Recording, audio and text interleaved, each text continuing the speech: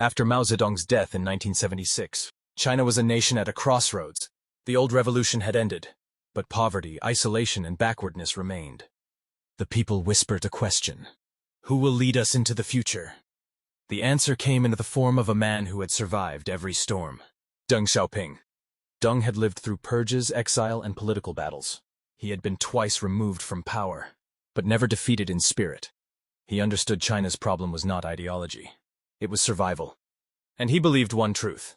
To save China, you must change China. Deng did not dream of revolutions. He dreamed of markets, of trade, of opportunity. He introduced the open door policy, inviting foreign investment, modern technology, and global commerce. He encouraged farmers to own land, businesses to flourish, and cities to grow into engines of wealth.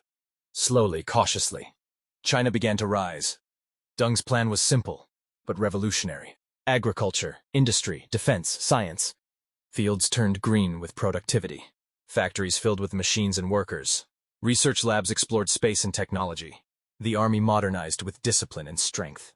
For the first time in decades, the nation looked forward, not backward. Deng understood the power of pragmatism.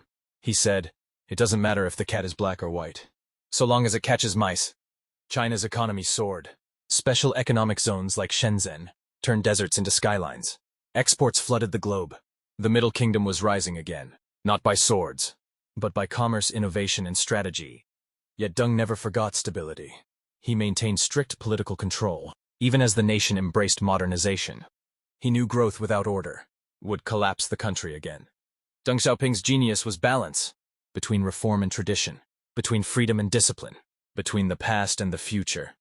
By the time he retired in the 1990s, China was transformed from an isolated, famine-stricken nation to a global economic powerhouse. He had bridged centuries of dynasties, revolutions, and disasters, and created a path for the new century. And the world would never forget the man who rebuilt China without a single battlefield victory. But the story of China's rise is not finished.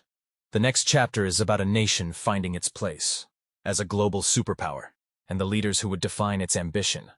Episode 31, Modern China, From Reform to Global Power. Like, share, comment, and follow Dynasty of Secrets, so you never miss the next chapter.